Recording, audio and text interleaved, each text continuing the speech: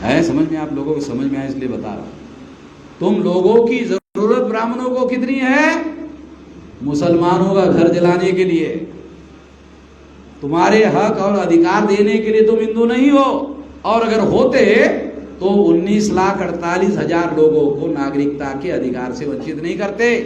उसमें 5 लाख छोड़ दिया जाए तो 3 गुना SC ST OBC के लोग हैं। 14,48,000 SC ST OBC के लोगों को निकाला। सारे देश भर में प्रचार क्या किया RSS BJP विश्व हिंदू परिषद ने?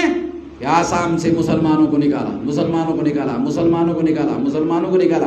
अरे 5 लाख निकाला भाई, बाकी तो 14,48,000 SC ST OBC के लोगों को निकाला। ये सारे देश भर में अमन मेश्राम ने बताया, ये किसी ने नहीं बताया, किसी को पता नहीं था। आसाम में जब निकालने की प्रक्रिया शुरू हुई, वहां SC ST OBC के लोग हमारे वामसेफ के लोगों को मिले, कहने लगे कि इसमें आप लोग मदद करें। तो हमारे लोगों ने कहा कि आसाम में तो बहुत ज़्यादा वामसेफ मजबूत नहीं है, मगर सारे देश भर में वामसेफ बहुत मजबूत संगठन है और एक आदमी आपकी मदद कर सकता है। कहा कौन? अमन मेश्राम। ये कहाँ मिलेगा? कहा दिल्ली में। दिल्ली तो कहा हम जिंदगी में कभी नहीं गए, तो कैसे जाए? तो हमारे 2 कार्यकर्ताओं ने उनके 5 लोगों को लेकर आए दिल्ली। दिल्ली में उन्होंने मुझे कहा कि हमारे साथ ऐसा ऐसा हो रहा है। तो मैंने कहा कितने लोग इकट्ठा कर सकते हो? ये कहा कई हजार लोग इकट्ठा कर सकते हैं। तो गुवाहाटी में, आसाम के कैपिटल में, राजधानी में कई हजार लोग इकट्ठा किए। मैंने उनको पूछा, पब्लिक मीटिंग में मैंने उनको पूछा कि ये जो बांग्लादेशी घुसपैठियों को खदेड़ने का आसाम में जब आंदोलन चल रहा था, तब तुम SC ST OBC के लोग क्या कर रहे थे? तो SC ST OBC के लोगों ने मुझे कहा कि हम खदेड़ने वाले आंदोलन में शामिल थे, खदेड़ने वाले आंदोलन में शामिल थे। तो मैंने पूछा, जब खदेड़ने वाले आंदोलन में शामिल थे तो अब तो उन्होंने खदेड़ दिया ना, अब क्या चिंता है? आपने उनको जिस काम के लिए साथ दिया था तो खदेड़ दिया, अब क्या समस्या है आपकी? हमारा ही नंबर लगा। तो हमने पूछा तो क्या उस समय मुसलमानों का नाम बता था? मुसलमानों का बताया था, नाम मुसलमानों का बताया था, और खदेड़ने का काम 3 गुना SC ST OBC को किया। इससे सिद्ध होता है कि ब्राह्मणों को SC ST OBC के लोगों की जरूरत नहीं है, मुसलमानों के विरोध में इस्तेमाल करने के लिए जरूरत है। ये आप लोगों को सोचना है कि आप कौन से लेवल के हिंदू हो, इस्तेमाल करने लायक हिंदू हो कि नहीं। इस्तेमाल समझते हो? इस्तेमाल के लिए आपको थोड़ा बात समझाता। आप कभी कभी दोपहर में, शाम को, सवेरे, रात में सोकर सवेरे उठने के बाद टॉयलेट जाते हो ना, खाना खाते हो, सवेरे टॉयलेट कर देते हो, है? खाने का यूज करते हो और टॉयलेट फेंक देते हो, यूज एंड थ्रो, है? उसी तरह से ब्राह्मण लोग तुम लोगों का टॉयलेट की तरह यूज एंड थ्रो कर रहे हैं। हमारे लोगों को अगर इतना समझाने के बाद समझ में नहीं आता तो मैं कौन से लेवल तक गिरूं और कौन से लेवल तक गिरूं आपको समझाने के लिए? कोई लेवल तो रखना पड़ेगा ना समझाने की। इतने लेवल तक हमारे लोगों को वो लोग जो है गिराकर उनका इस्तेमाल करते हैं, यूज एंड थ्रो कर देते हैं। तो इसलिए साथियों मैं आप लोगों को बात समझा रहा हूं। और वहां जब उन लोगों को ये बात मैंने समझाई तो मैंने कहा ये तुम्हारा मामला तो बहुत क्रिटिकल है। मैं दिल्ली आया और दिल्ली आकर 29 जनवरी 2020 को भारत बंद का ऐलान किया। जब भारत बंद का ऐलान किया तो 5 लाख मुसलमान भी थे उसमें, तो मुसलमानों ने भी भरभरा कर साथ दिया। SC ST OBC के लोगों ने साथ तो दिया ही दिया, मुसलमानों ने भी सारे देश भर में साथ सहयोग दिया। तो दोनों ने मिलकर बहुत बड़ा भारत बंद किया। जब दोनों ने मिलकर बहुत बड़ा भारत बंद किया तो भारत बंद करने के बाद अमित शाह, नरेंद्र मोदी, मोहन भागवत दिल्ली में बैठे। बैठने के बाद सोचा उन्होंने कि Vaman Meshram SC ST OBC को पिछले 50 साल से हम मुसलमानों से लड़ा रहे हैं, मुसलमानों से भिड़ा रहे हैं, और 29 जनवरी 2020 को वामन मेश्राम ने, जिनको हम आपस में लड़ा रहे थे, भिड़ा रहे थे, दोनों को इकट्ठा किया। जिनको 50 साल से लड़ा रहे थे उनको वामन मेश्राम ने इकट्ठा किया। और अगर हमने ये जो CAA का कानून है, अगर ये लागू कर दिया तो सारे देश भर में SC ST OBC प्लस मुसलमान और ज्यादा मजबूती से इकट्ठा आ जाएंगे। और अगर मजबूती से इकट्ठा आ गए तो ये सारे लोग इकट्ठा होने के बाद, ब्राह्मणों की संख्या 3.5% है, ये सवेरे हमारा नाश्ता बनाकर खाएंगे। इतने सारे लोग इकट्ठा हो जाएंगे तो लो मेरे पास, तो सवेरे हम लोगों को नाश्ता बनाकर खाएंगे। इसलिए ब्राह्मणों ने, RSS ने, विश्व हिंदू परिषद ने 29 जनवरी 2020 को हमने CAA के विरोध में भारत बंद किया। 20, 21, 22, 3 साल हो गए, अभी तक CAA का कानून लागू नहीं हुआ। और मैंने चेतावनी दिया अमित शाह को, नरेंद्र मोदी को, लागू करोगे दोबारा भारत बंद कर दूंगा। क्यों भारत बंद? क्यों? तो हमारे पास कोई काम धंधा तो है नहीं। हमारे पास कौन सा काम धंधा है? अभी भारत बंद करने के लिए मैं कितनी मेहनत करता हूं जानते हो? आधे घंटे का वीडियो बनाता हूं, वीडियो बनाकर वायरल कर देता हूं, फिर सोने के लिए चला जाता हूं। सारे देश के लोग जाग जाते हैं, भारत बंद करना शुरू कर देते हैं, और मैं सोते रहता हूं। मैं क्यों सोते रहता हूं? क्योंकि 47 साल तक जागता रहा, संगठन बनाता रहा, विशाल संगठन बनाया। उस संगठन के आधार पर सारे देश के लोग जो है वो भारत बंद करते हैं, तो मुझे अब वो मेहनत करने की जरूरत नहीं है। ये जो किया वो बता रहा। इसलिए नरेंद्र मोदी जैसा फेंकता है वैसा फेंकने की बात नहीं कर रहा हूं, सबूत के तौर पर बता रहा हूं कि जिस नरेंद्र मोदी को RSS के लोग, विश्व हिंदू परिषद के लोग, भाजपा के लोग क्या कहते हैं? नरेंद्र मोदी बहुत शक्तिशाली नेता है, बहुत ताकतवर नेता है, बहुत शक्तिशाली नेता है। चलो मैं भी मान लेता हूं, है नरेंद्र मोदी बहुत शक्तिशाली नेता है, मगर उसका पास किया हुआ कानून वामन मेश्राम ने लागू नहीं होने दिया। वामन मेश्राम कितना शक्तिशाली नेता है। अब आया ना सब? समझ में आना जरूरी है, समझाना जरूरी है। यही मैं समझा रहा हूं।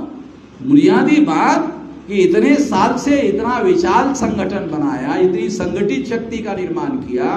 दुनिया वाले क्या कहते मालूम है? दुनिया में कोई बड़ा परिवर्तन करना है तो संगठित शक्ति के बगैर परिवर्तन संभव नहीं है।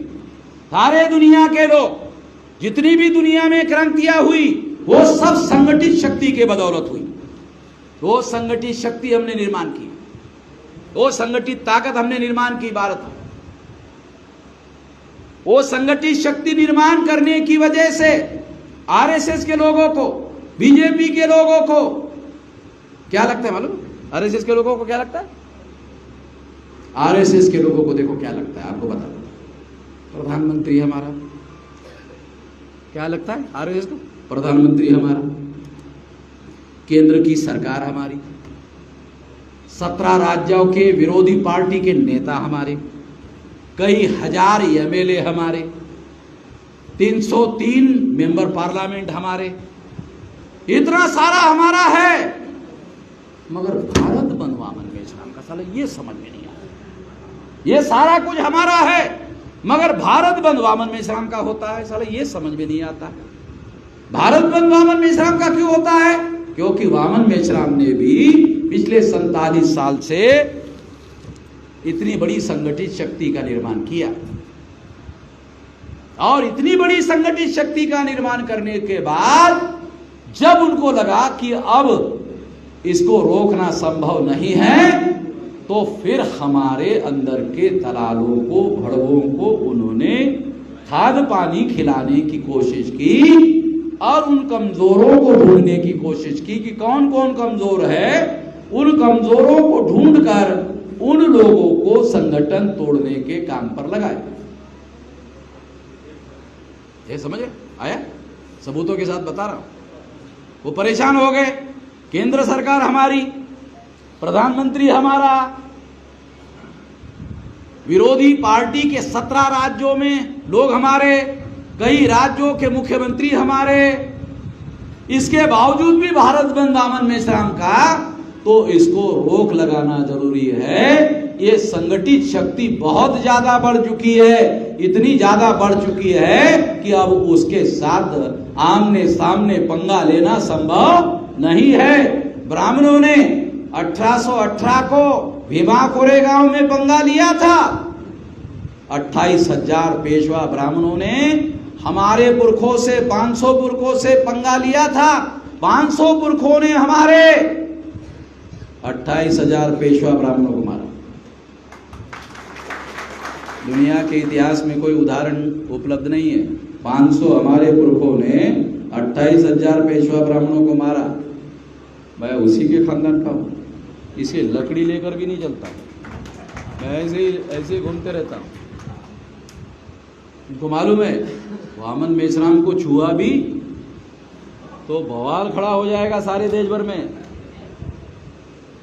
और वो समाज में 3.5% से ज्यादा नहीं है। गुजरात में तो 1.5 भी नहीं है। गुजरात में 1.5% से ज्यादा नहीं है।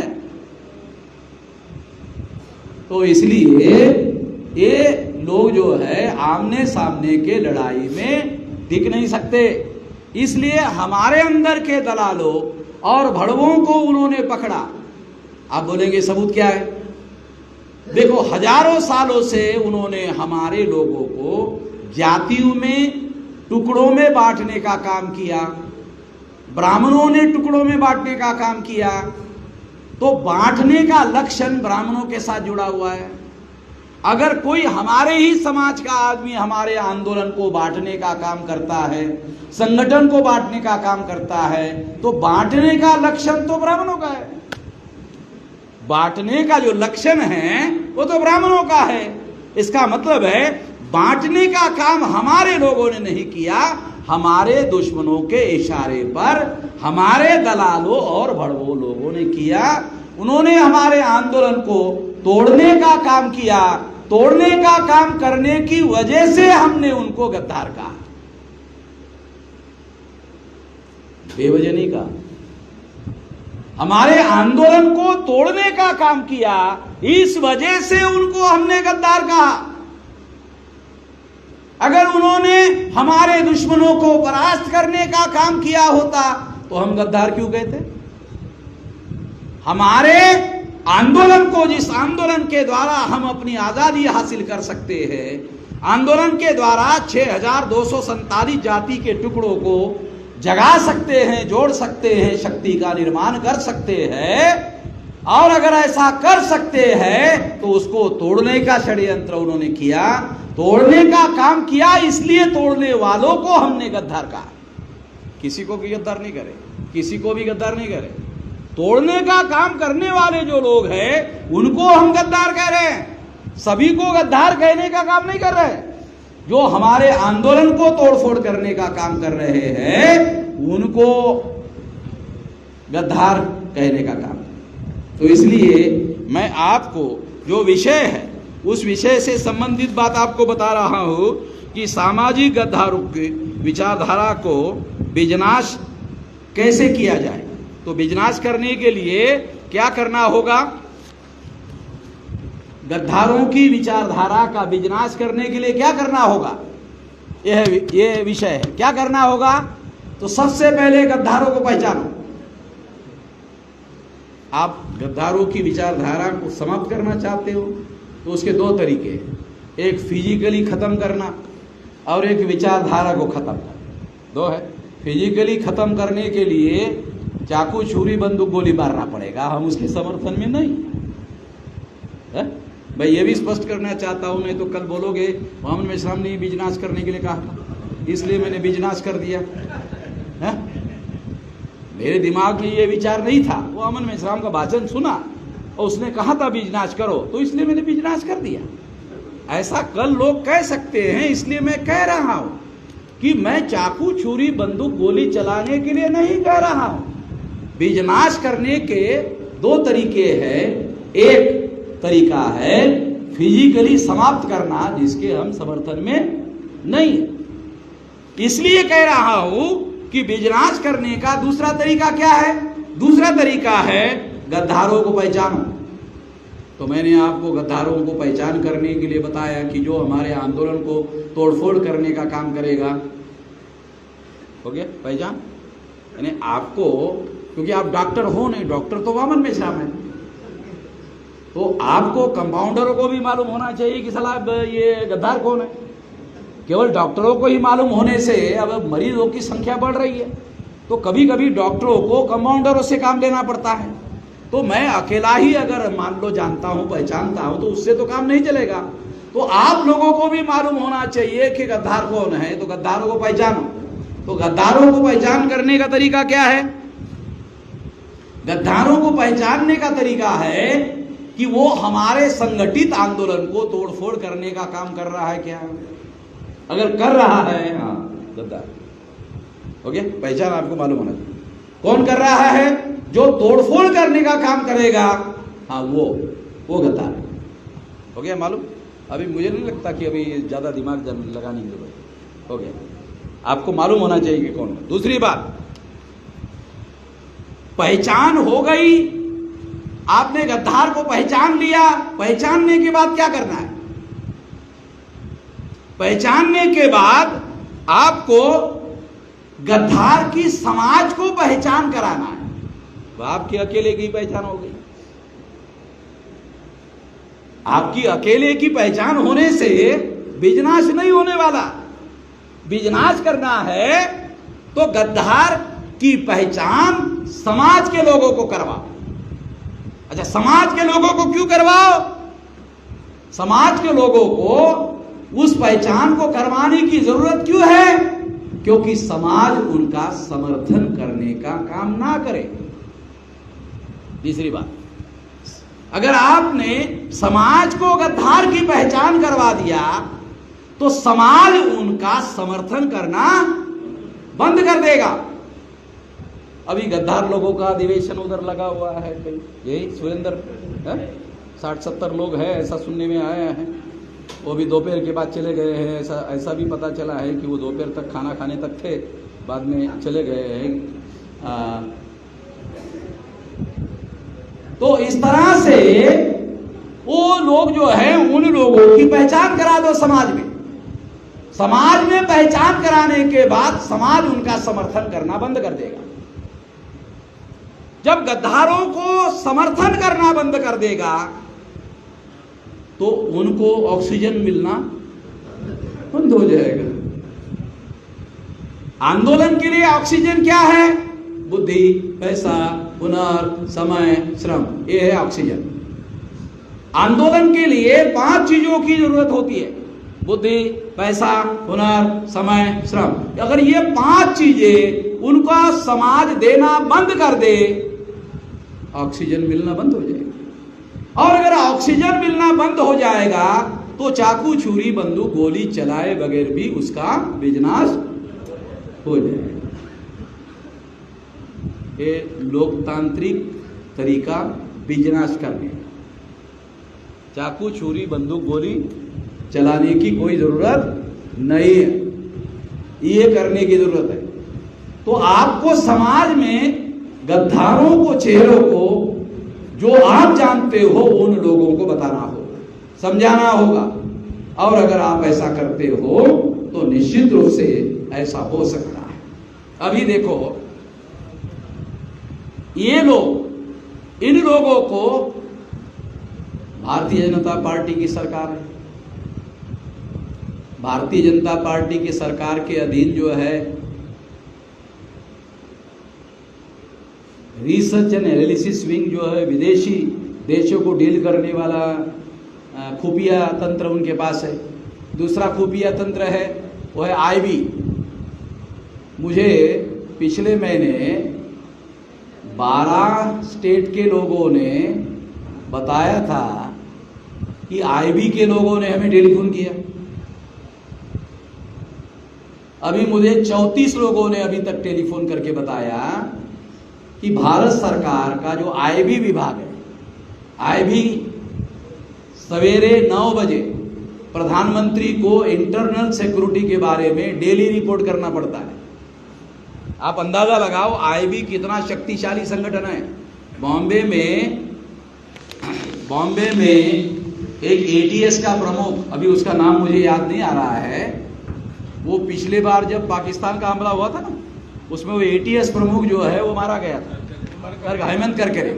हेमंत करकरे को मारा गया था। तो हेमंत करकरे को आईबी के लोगों ने मारा था। हेमंत करकरे एटीएस प्रमुख था, यानी पुलिस विभाग का एटीएस प्रमुख था। और तो वो पूरा मतलब उसको जैकेट पहन कर गया था, उसको मैदान में भेजा गया था। वो भेजा भी आईबी ने। मैं ऑस्ट्रेलिया में था, जब मैंने देखा अरे कमांडर को मैदान में नहीं भेजा जाता भाई, कमांडर को तो फौजियों का संचालन करने के लिए रखा जाता है, ये कमांडर को कैसे भेजा? तो पता चला आईबी ने उसको भेजा। भेजने के बाद आईबी ने ही उसको गोली मारने के लिए कहा। तो आईबी के लोगों के इशारे पर पुलिस वालों ने उसको गोली मारा। फिर कुछ देर के बाद आईबी के लोगों को पता चला अरे वो तो जैकेट पहना हुआ था, मरेगा कैसे? तो एक अधिकारी को, बॉम्बे के अधिकारी को भेजा, और जाओ देखो मरा कि नहीं मरा। तो वो जाके देखा, कहा कि नहीं मरा नहीं, अभी भी थोड़ा है। तो आईबी को पूछा क्या करे? कहा यहां गोली मार, क्योंकि यहां तक तो जैकेट है। तो यहां कई गोलियां मारी। हसन मुशर्रफ नाम का स्टेट लेवल का पुलिस ऑफिसर है, उसने खुद लिखा ये रिकॉर्ड में। वो आईबी के 34 कार्यकर्ताओं को जिन्होंने हेमंत करकरे को बॉम्बे में मारा, वो आईबी के लोगों ने हमारे बामसेव के 34 लोगों को टेलीफोन किया। मैं खास बात आप लोगों को बता रहा हूं, ध्यान रखो। प्राइम मिनिस्टर लेवल पर बामसेव को, भारत मुक्ति मोर्चा को, बहुजन क्रांति मोर्चा को तोड़ने के कार्यक्रम पर आरएसएस बीजेपी के लेवल पर, प्राइम मिनिस्टर लेवल पर मॉनिटर किया जा रहा है। आपको बता रहा हूं, आपको समझ में आना चाहिए। और क्यों तोड़ने का काम किया जा रहा है? तो सरकार उनकी है मगर भारत बंद हमारा है। इतनी बड़ी हमारी ताकत हो गई है, इस वजह से प्राइम मिनिस्टर लेवल पर बामसेव को तोड़फोड़ करने का कार्यक्रम किया जा रहा है। 34 कार्यकर्ताओं ने अभी तक मुझे टेलीफोन पर बताया कि आईबी का टेलीफोन आया। तो मैंने पूछा क्या पूछ रहे हैं? ये पूछ रहे हैं कि वो जो तोड़फोड़ करने वाले लोग हैं उनको कितना समर्थन है, मोहम्मद मेजराम कमजोर हुआ कि नहीं हुआ? जो तोड़फोड़ करने वाले लोग हैं उनको ज्यादा समर्थन मिल रहा कि नहीं मिल रहा? आईबी के लोग पर्टिकुलर सवाल पूछ रहे हैं और लोगों ने मुझे कहा, क्योंकि मुझे तो मालूम नहीं था क्या पूछ रहे। मैंने पूछा उनको, उन्होंने मुझे बताया ये बोल रहे, ये पूछ रहे। तो मैंने उनको पूछा फिर आपने क्या कहा उनको? कहा कि नहीं, मोहम्मद मेजराम को ही समर्थन है, सारा समर्थन मोहम्मद मेजराम को ही है। अच्छा, मतलब उनका गद्दारों का असर ज्यादा नहीं है? नहीं। कहा कि सबूत? कहा 11-12 की नागपुर की मीटिंग देख लो, ओवर क्राउडेड मीटिंग। फिर 5 दिन का हिमाचल प्रदेश में ट्रेनिंग देखो, वर्मा साहब ने अभी बताया, उसका फोटोग्राफ सारे देश भर में घोषित हुआ। 31 तारीख को औरंगाबाद में विराट कार्यक्रम हो गया ना।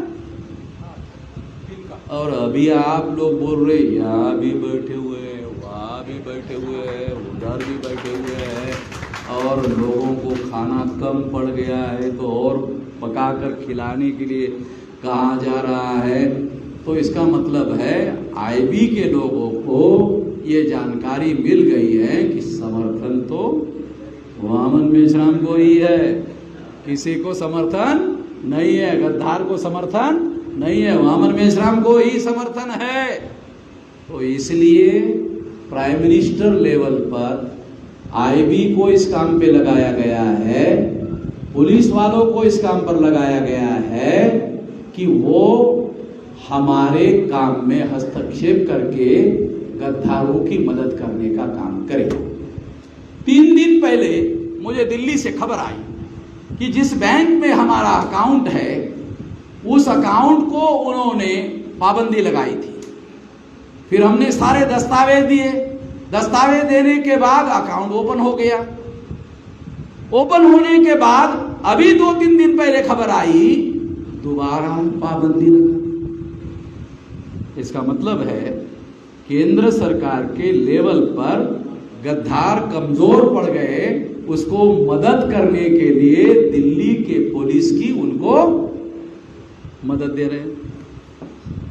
अभी मैं जब इधर स्टेज पर बोलने के लिए खड़ा होने वाला था तो गौतम बंसोड़े का उधर से मुझे टेलीफोन आया और कहने लगा कि वो जो राणा है वो 40-50 लोग लेकर सड़क पर पुलिस की मदद से मेरी गाड़ी को रोका। मैंने कहा उसके पास इतनी ताकत कहाँ है? कहा कि नहीं, पुलिस की मदद से कर रहा है। मैंने कहा किसकी पुलिस है? कहा कि सरकार तो बीजेपी की है, उत्तर प्रदेश में सरकार बीजेपी की है, बीजेपी की सरकार तो पुलिस भी बीजेपी की है, आरएसएस की है, तो आरएसएस बीजेपी के लोग गद्दारों की मदद कर रहे हैं। तो मैं उत्तर प्रदेश के पुलिस को कहना चाहता हूं यहां से, क्योंकि ये सारे देश में और दुनिया में जा रहा है, दुनिया में जा रहा है, ये देखो ये जा रहा है, क्योंकि मैं ऑन रिकॉर्ड बोलता हूं। उत्तर प्रदेश के पुलिस को चेतावनी देता हूं यहां से सुरेंद्र नगर से कि वो सड़क खाली कर दे, नहीं तो सारा उत्तर प्रदेश बंद करवा दूंगा। मुझे ज्यादा कुछ करने की जरूरत नहीं लगती है, बहुत ऐसा बोलने भर की जरूरत है, लोग सड़क पर उतर जाएंगे। जैसे मैं पागल हूं ऑल इंडिया का, तो लोग जिले जिले में पागल लोग बहुत है, तो ऐसे लोग सड़कों पर उतर जाते हैं तो उत्तर प्रदेश बंद हो जाएगा, फिर मुझे मत बोलना। तो उत्तर प्रदेश के पुलिस को कहता हूं कि वो राणा जिसने लोगों को लेकर हमारे लोगों को रोकने की कोशिश की, और अगर उसको अरेस्ट नहीं किया तो सारे उत्तर प्रदेश में हम बंद करवाएंगे, और फिर सारे देश भर में बंद करने के लिए मुझे केवल वीडियो बनाने की जरूरत है, ज्यादा कुछ करने की जरूरत नहीं है, मुझे कोई मेहनत करने की जरूरत नहीं है। अभी मेहनत बहुत 45-46 साल कर चुका हूं। तो इसलिए आज आरएसएस बीजेपी की सरकार और उनके पुलिस वाले गद्दारों की मदद कर रहे हैं। अभी समझ में आ रहा है? उन लोगों की ताकत नहीं कि हमें रोक लगा ले, उनके पास औकात नहीं है कि हम लोगों की ताकत को रोक लगाने का काम करें। वो पुलिस की मदद से ऐसा करने की कोशिश कर रहे हैं, मगर पुलिस गैर कानूनी तरीके से काम करेगी तो सारे देश भर में हमारे पास संगठन शक्ति है, संगठन शक्ति के बल पर उनका मुकाबला करेंगे। मैं उत्तर प्रदेश के पुलिस को सुरेंद्र नगर से चेतावनी देता हूं, गाली करो, नहीं तो फिर ज्यादा बड़े पैमाने पर एक्शन करेंगे तो उसकी जिम्मेदारी सारे देश भर में अगर हिंसा हो गई तो उसकी जिम्मेदारी उन लोगों की होगी, उसके लिए मैं जिम्मेदार नहीं हूं। साथियों, मैं आप लोगों को सबूतों के साथ बता रहा हूं, मैं बगैर सबूत के कोई बात कहने का आदी नहीं हूं, बगैर सबूतों के कोई बात बोलने का कहने का आदी नहीं हूं। सबूतों के आधार पर बात कर रहा हूं कि वो लोग हमारे आरएसएस बीजेपी के मदद से हमारे संगठन को तोड़फोड़ करने का काम कर रहे हैं। तो उनका मुकाबला करने का एक ही तरीका है कि हम लोग संगठित रूप से उसका। अब आखिरी बात कह के अपनी बात समाप्त करना, तो वो जोश की वजह से कुर्सी टूट गई होगी, क्योंकि जो हमारे लोगों का जोश बढ़ रहा है, वो कुर्सी जो है वो जोश बर्दाश्त नहीं कर रही है, इसलिए टूट गई होगी। कोई बात नहीं है, अरे कुर्सी टूट गई है तो जिस किसी का कॉन्ट्रैक्टर की कुर्सी होगी पैसा भर देंगे, चिंता मत करो। तो पैसा आप लोगों ने दिया, कई लाख रुपया दिया है, हैं? पैसे की क्या है? पैसे की तो बरसात जो है सारे देश भर में लोग मुझे लाइन लगा कर देते हैं और मैं सारा पैसा आंदोलन के लिए खर्चा करता हूं। आखिरी बात आपको बताना चाहता हूं। आखिरी बात क्या है? देखो, अब बिजनेस करने के लिए आखिरी बात क्या करना होगा? एक साधारण लोगों के तौर पर मैं तो दिमाग से काम लेने वाला आदमी हूं, मगर हर आदमी दिमाग से काम नहीं ले सकता। इसलिए आप लोग क्या कर सकते हो? तो जो गद्दार है समाज में उसका बहिष्कार करो। देखो, बहुत खास बात समझा।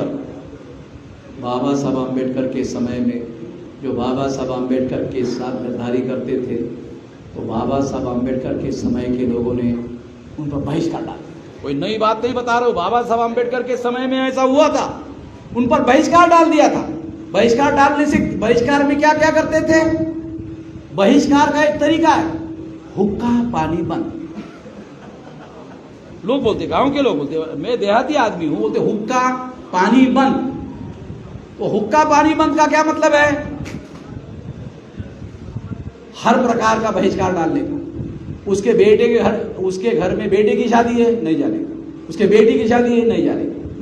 उसके बेटे को बेटी नहीं देने का। उसके बेटी को घर में नहीं लाने का। बहिष्कार, यानी उसको बहिष्कार कर देने का। सबक सिखाना पड़ेगा ना, जो गद्दारी करेगा उसको सबक सिखाना पड़ेगा। तो समाज के लेवल पर ऐसे लोगों को बहिष्कार करो। पहले तो एक बार जाके समझाओ, समझाओ, एक बार समझाओ, 2 बार समझाओ, 3 बार समझाओ। गोविंद भाई बराबर है, यही बोलता हूं ना, समझाओ। हम आखिर हमारा ही आदमी है, शेड्यूल कास्ट का है, शेड्यूल टाइप का है, ओबीसी का साला है हमारा। अब हमारा है, दांत भी हमारे, वोट भी हमारे। अगर इन दांतों ने वोटों को काटा तो दर्द तो साला अपने को ही होता है, क्योंकि दांत भी हमारे, वोट भी हमारे। तो इसलिए है तो हमारा ही। इसलिए 1 बार समझाओ, 2 बार समझाओ, 3 बार समझाओ। अगर इसके बावजूद भी नहीं समझ रहा है, बचकर डालो। रीजनेबल बात बता रहा हूं, तर्कसंगत बात बता रहा हूं। यानी पहले समझाओ, दोबारा समझाओ, तीसरी बार समझाओ, नहीं अच्छा बहिष्कार, ये बोल के आ जाओ, बहिष्कार है। आखिरी एक बात हो गया। उसके बाद इससे काम नहीं चलेगा, केवल बहिष्कार डालने से काम नहीं चलेगा। हमारा आंदोलन केवल बहिष्कार डालने से कैसे बढ़ेगा? तो आंदोलन को आगे बढ़ाओ। एक है बहिष्कार करो और एक है आंदोलन को आगे बढ़ाओ। आंदोलन को आगे बढ़ाने के लिए क्या करना पड़ेगा? अगर आपके पास जिला लेवल में संगठन है तो तहसील लेवल पर संगठन बनाओ।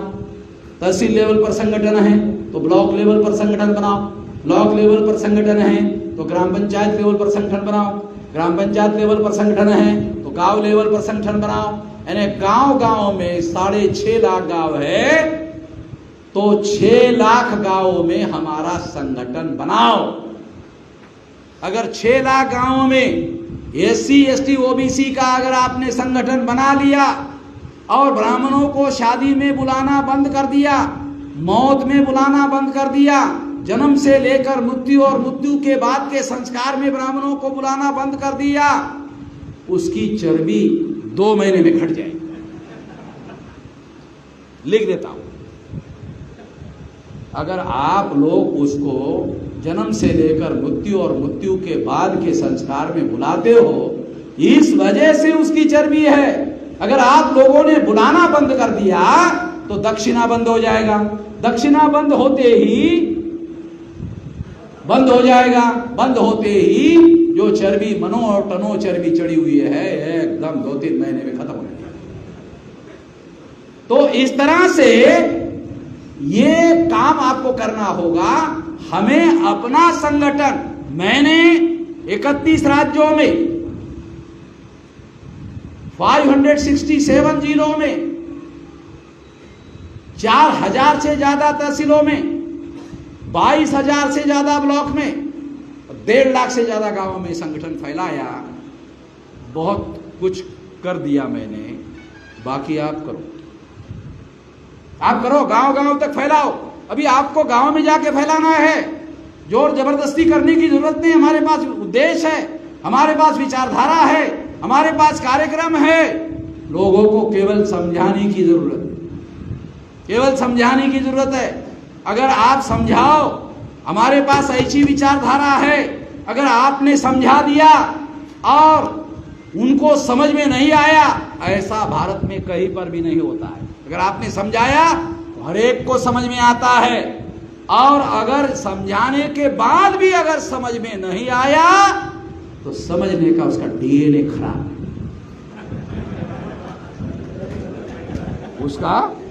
उसका डीएनए खराब है। तो डीएनए जिसका खराब होगा उसको तो अल्लाह ताला भी अगर आ गया तो भी सुधार नहीं सकता है। तो इसलिए उसको सुधारने के झंझट में मत पड़ो। उसको सुधारने के बजाय अपने आंदोलन को विशाल बनाओ। तो आंदोलन को विशाल बनाओगे तो जो टेढ़ा चलता है उसको सीधा करना आसान होता है। जब कोई रिक्वेस्ट से नहीं मानता है तो फिर आंदोलन की शक्ति उसका उपाय है। ये बात ध्यान रखो। इस तरीके से समस्या का समाधान किया जा सकता है। और अगर चेला गांव में अगर आप अपने SC ST OBC माइनॉरिटी के लोगों को जगा देते हो तो इस देश में कांग्रेस की सरकार कई साल तक रही, अभी बीजेपी की सरकार है 8 साल से। तो आने वाले समय में राष्ट्रीय स्तर का संगठन हमारा ही है। कांग्रेस का था, उसके बाद बीजेपी का था, अब तीसरी बार हमारा ही है। राष्ट्रीय स्तर का संगठन हमारा ही है। तो दिल्ली में हमारा ही राज आने वाला है, तय है। मैं तो आंख लगा के देख रहा हूं। हमारे लोगों को आंख खुली रख के दिखाई नहीं देता, क्योंकि मैं घर में बैठकर ये बातें नहीं कह रहा हूं। हमारे पास राष्ट्रीय स्तर का संगठन है। कांग्रेस के पास भी था, उनको राष्ट्रीय स्तर की सत्ता मिली। बीजेपी के पास भी था, उसको राष्ट्रीय स्तर की सत्ता मिली। आज राष्ट्रीय स्तर का संगठन और शक्ति हमारे पास है। हमारे लोगों को ही ये मिलने वाला है। और ज्यादा समय नहीं, 10 साल। 10 साल में 20 बार भारत बंद करूंगा। 10 साल में 20 बार भारत बंद करूंगा, 6 महीने में एक बार। 10 साल में 20 बार। 20 बार भारत बंद करने के बाद कोई भारत का शेड्यूल कास्ट, भारत का शेड्यूल ट्राइब, भारत का OBC, भारत का माइनॉरिटी नहीं बचेगा जिसको ये पता नहीं चलेगा कि उसकी लड़ाई वामन में सब नहीं लड़ रहा है। लड़ रहा है यही मालूम होगा। और अगर लड़ रहा है ये मालूम हो गया तो वो समर्थन नहीं देगा, ऐसा होने वाला नहीं है। समर्थन देगा हर हालत में, हर स्थिति में, हर परिस्थिति में होगा। इसलिए दिल्ली की सत्ता आने वाले समय में हमारे लोगों की राह देख रही है। Waiting for you, waiting for you. आप लोगों की राह देख रहे हैं। आप लोगों को लगता होगा अरे कैसे संभालेंगे, अरे तो बहुत लोग संभालने वाले हो गए हैं। अभी कोई नरेंद्र मोदी जैसा आदमी देश संभाल रहा है, इससे और छोटा आदमी संभाल लेगा। तो वह आप लोगों को इतना ही मैं कहना चाहता हूं। और आने वाले समय की लड़ाई के लिए जो काम करने के लिए मैंने आपको कहा, एक बहिष्कार का अस्त्र है और एक हमारे संगठन और आंदोलन को आगे बढ़ाने का अस्त्र है। इस पर आप अमल करो तो आपको सफलता हर हालत में मिलेगी, हर स्थिति में मिलेगी, हर परिस्थिति में मिलेगी। इतना मैं वादा करता हूं। ये वादा किसी मंत्री का वादा नहीं है, ये डेली लड़ाई लड़ने वाले व्यक्ति का वादा है। इस वादे पर आप लोग यकीन करेंगे, पहले भी आप करते आए हैं, आगे भी करेंगे। इस आशा और विश्वास के साथ आपने मेरी बात ध्यान से सुनी, इसके लिए आभार, धन्यवाद।